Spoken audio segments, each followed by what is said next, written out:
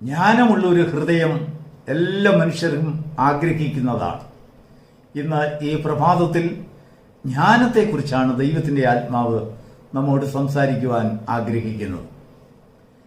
അനുഗ്രഹിക്കപ്പെട്ട ഒരു പ്രഭാതയാമത്തെ കാണുവാൻ കർത്താവ് നമുക്ക് തന്ന വലിയ ഭാഗ്യത്തെ ഓർത്ത് ദൈവത്തെ സ്തുതിക്കുന്നു. ഈ പ്രഭാതത്തിൽ പെന്തക്കോസ്ത് മെസ്സഞ്ചറിൽ കൂടെ പ്രഭാത സന്ദേശം കേൾക്കുന്ന ഏവരെയും കർത്താവ് ധാരാളമായി അനുഗ്രഹിക്കുമാറാകട്ടെ. ജ്ഞാനം എവിടെ കിട്ടും? എല്ലാ മനുഷ്യർക്കും ആഗ്രഹമുണ്ട് ജ്ഞാനമുള്ള ഒരു ഹൃദയം പ്രാപിക്കുവാൻ. മനുഷ്യനിൽ ജ്ഞാനമുണ്ടെങ്കിൽ അവനിൽ സമാധാനം വരുവാൻ അത് കാരണമാകും.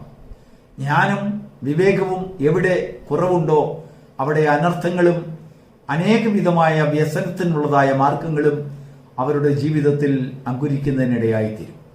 ദൈവത്തിന് സ്തോത്രം. അപ്പോസ്തലനായ പൗലോസ് കൊരിന്ത്യ സഭയോട് പറയുമ്പോൾ, വിളിക്കപ്പെട്ടവർക്ക് ക്രിസ്തു എന്ന ജ്ഞാനം അവർക്ക് അവകാശമായി വരുന്നു. എന്നാൽ ഈ ജ്ഞാനത്തെ അത് എവിടെ നിന്നാണ് വരുന്നത് എന്ന് പണ്ട് മുതൽക്ക് ഒരന്വേഷണം ഉണ്ടായിരുന്നു. ഇയ്യോബ് തന്റെ പുസ്തകത്തിൽ പറയുകയാണ്, 28 അധ്യായത്തിന്റെ 20 വാക്യത്തിൽ താൻ ഒരു ചോദ്യം ചോദിക്കുന്നു: ജ്ഞാനം എവിടെ കിട്ടും? ജ്ഞാനത്തെക്കുറിച്ച് ലോകം വളരെ ആഗ്രഹിക്കുന്നു. സകല ഭരണാധികാരികളും സകല മനുഷ്യരും അപാരവൃത്തം കുഞ്ഞുകുട്ടികൾ സഹിതം ജ്ഞാനവും വിവേകവും കൊതിക്കുന്നു.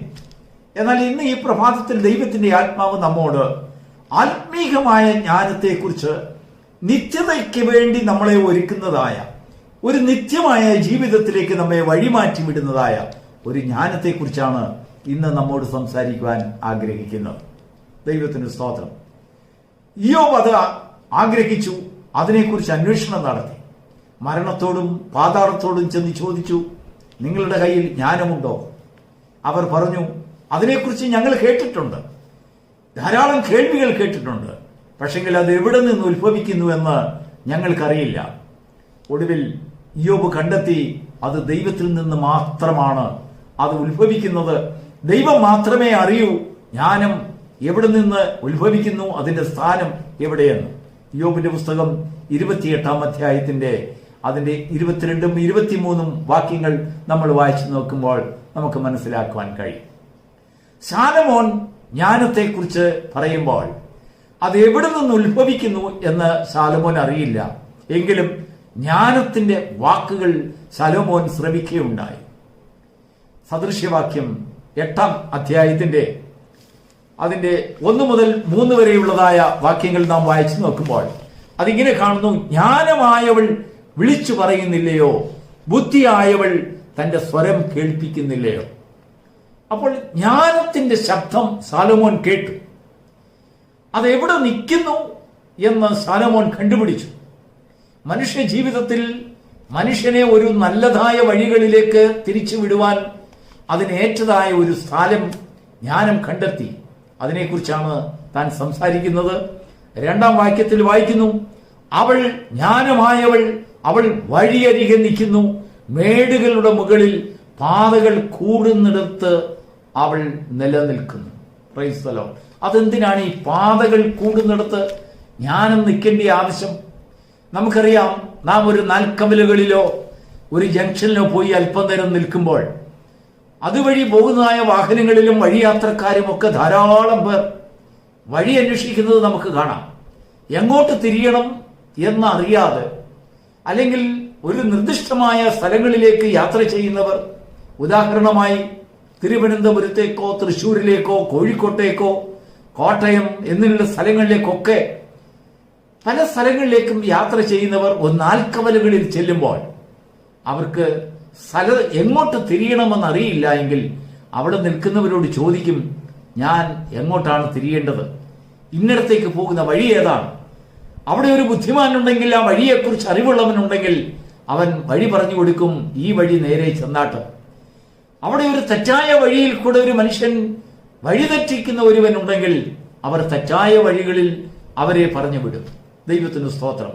മനുഷ്യനെ തെറ്റായ വഴികളിൽ വിടാതെ നല്ല വഴികളിലേക്ക് വഴി കാട്ടിവിടുവാൻ ജ്ഞാനമായവൾ, ക്രിസ്തു എന്ന ജ്ഞാനമായവൾ പാതകൾ ഒരുമിച്ച് കൂടുന്നതായ, ആ പാതകൾ ഒത്തുചേരുന്നതായ ആ വഴിത്തലയ്ക്കൽ നിൽക്കുകയാണ്.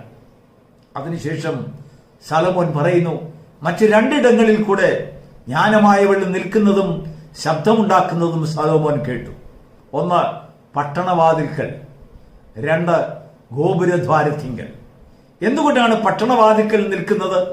പട്ടണവാസികൾക്ക് ഒരഹങ്കാരമുണ്ട്. ഗ്രാമവാസികളെക്കാൾ അവർ ഉന്നതരാണ്. അവർ ഫാഷൻ ഓഫ് ലൈഫ്, അവരുടെ ജീവിതത്തിൽ അനേക ഫാഷൻസ് കൊണ്ടും അവരുടെ അലങ്കാരങ്ങളോടും ജീവിത ശൈലികൾ കൊണ്ടും അവർ വ്യത്യസ്തത അവർ അഭിമാനിക്കുന്നവരാണ്.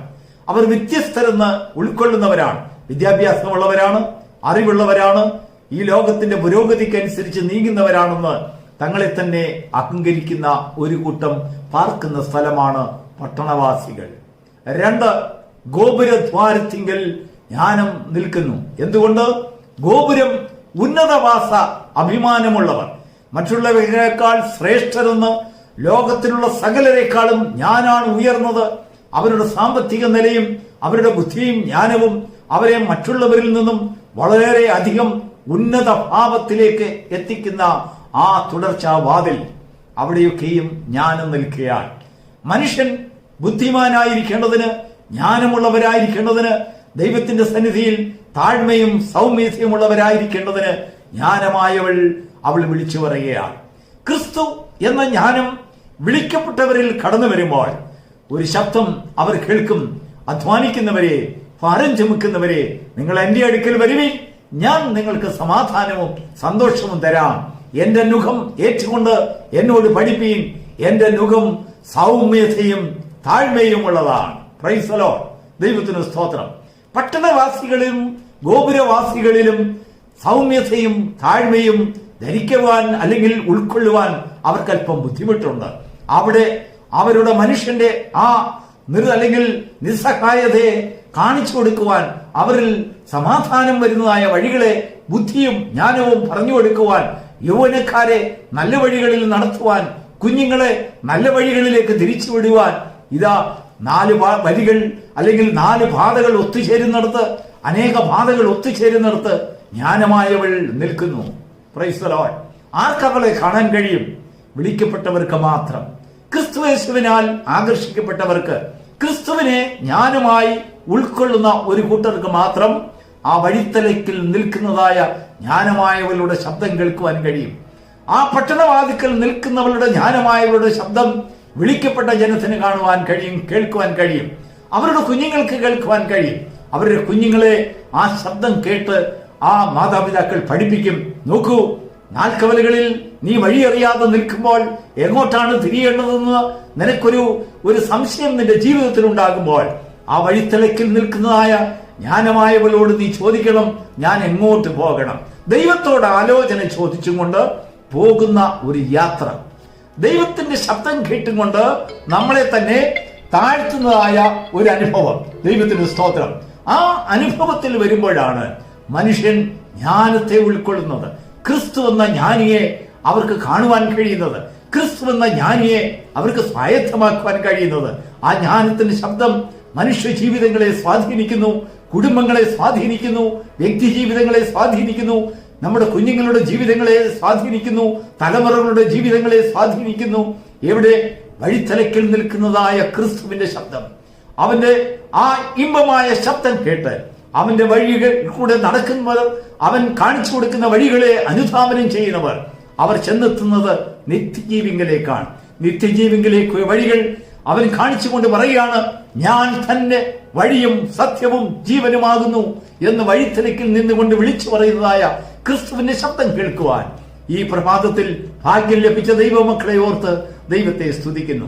നാം അറിയാത്ത വഴികളിൽ കൂടെ തലമുറകൾ നീങ്ങുമ്പോൾ അവർ ക്രിസ്തുവിന്റെ ശബ്ദം കേൾക്കുവാൻ അവരെ അഭ്യസിപ്പിക്കുന്ന മാതാപിതാക്കൾക്കായി ദൈവത്തെ സ്തുതിക്കുകയാണ്.